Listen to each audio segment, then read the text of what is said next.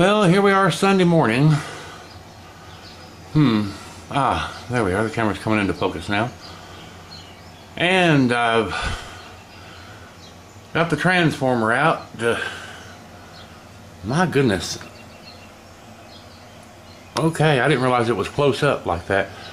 I got the the transformer out of the radio, and I got it ohmed out, and they all have continuity, and they all seem to have the right ohms on them and everything. I also took out this Bakelite block. It has the it's going to get two safety capacitors installed inside of it. I've got all the potting compound melted out, and the two old capacitors are out of it now.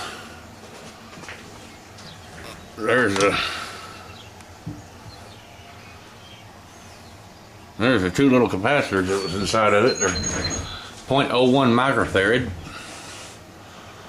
I will be replacing those. But I tell you what, I've run across a little bit of a problem here. I went to try to desolder that Bakelite block. Now, most folks don't seem to have a problem desoldering things. Most folks ain't me. Let me show you something here.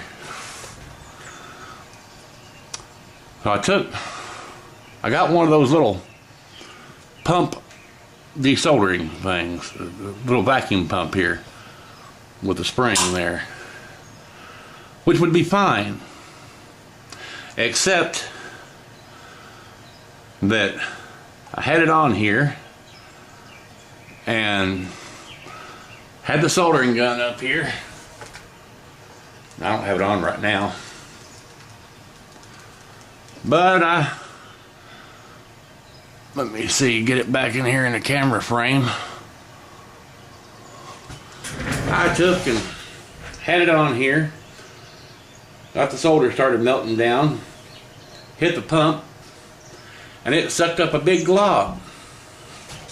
And when it did, this piece here fell off.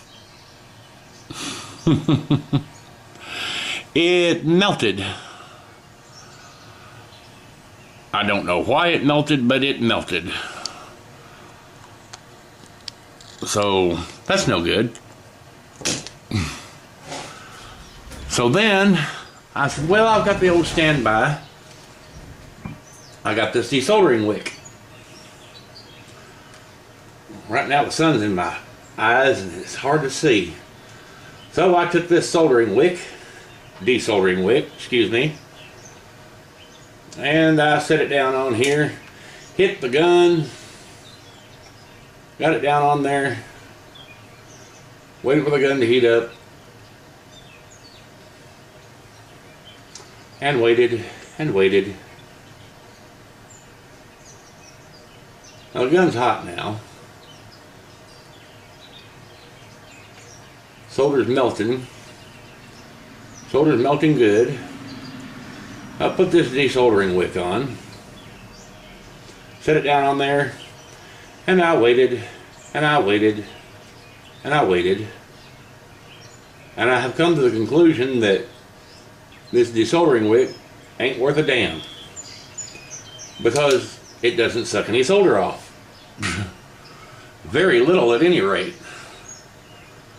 I tried sliding it around on there while I was doing it, and all it did was slosh the solder around. It didn't pick up a damn thing.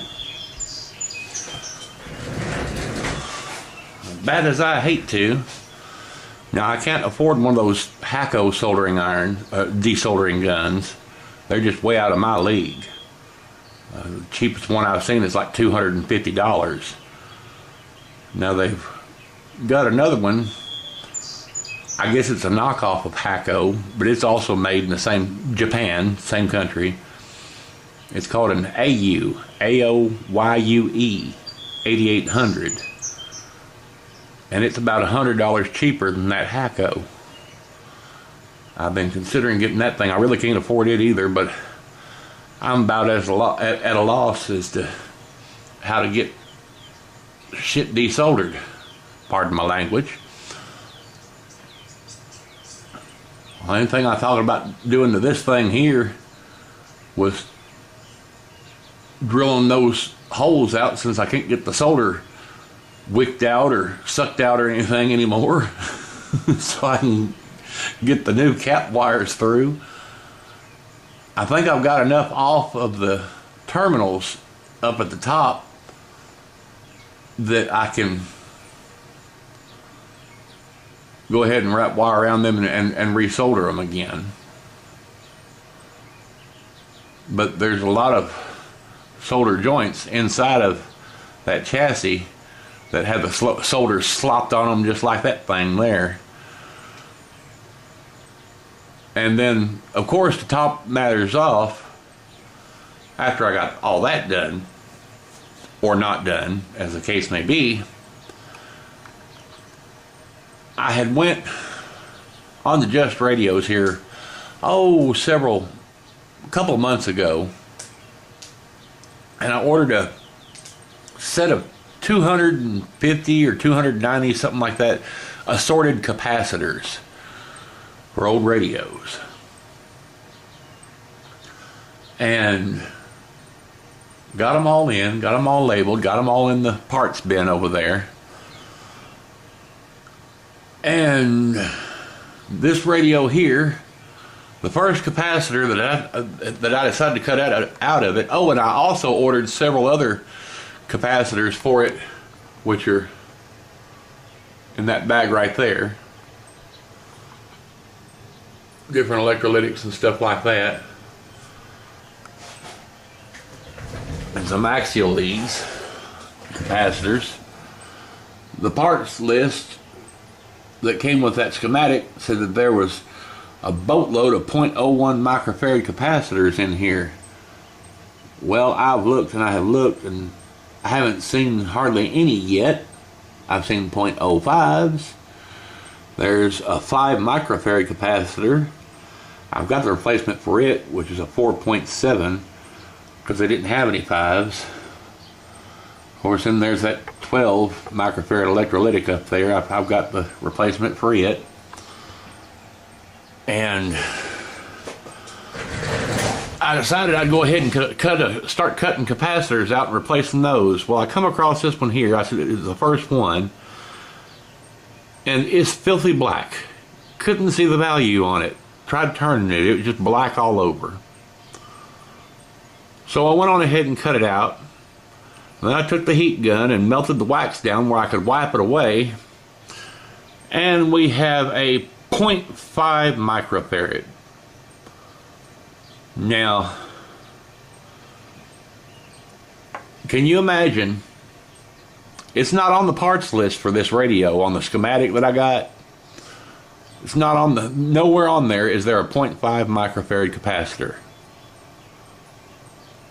So naturally, those extra ones that I ordered over there for this particular radio, it's not there. Now I know the equivalent to it is 0.47. Well, I thought, well, I'll go over here and get me a 0.47.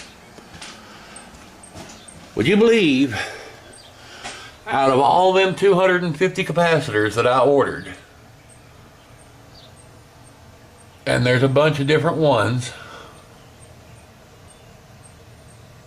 I've got them going all the way up to here, 0.0047, 0.047, 0.05. Go down here, there's 0.15, 0.18, 0.22, 0.25. And then this one here, let's see, well, where'd it go? Let's see, this one here, which is not marked, but I checked those, and they were, it ended up being a 1 microfarad capacitor, which is too large. 0.25 is too small. Would you imagine that out of all them damn capacitors that I ordered, there's not a single 0.47 microfarad capacitor in the bunch? Not in those 250, nor in those nearly 20 more over here. I said, I'll be damned. Of course, it's not on the parts list either. And for that schematic. Now, I guess I'll be going on to eBay and ordering some of those. It's only about $2 or $3 for 10 of them. I think it's like $3.50 for 10 of them. But it's just the idea of it. Having to order even more of the things because they couldn't be bothered to put it on the damn parts list.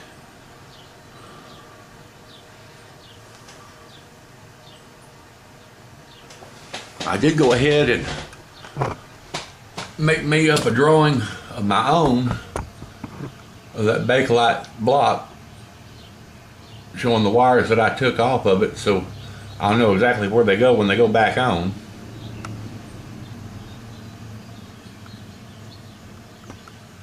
I'll say I enjoy this hobby, but at the same time, every time I turn around, it's nickel and diming me and a pain in the ass. Nickel and diming you like a 20-year-old car. It's just ridiculous. Every time I turn around, there's something else that's got to be ordered because they couldn't be bothered to make a parts list that was accurate.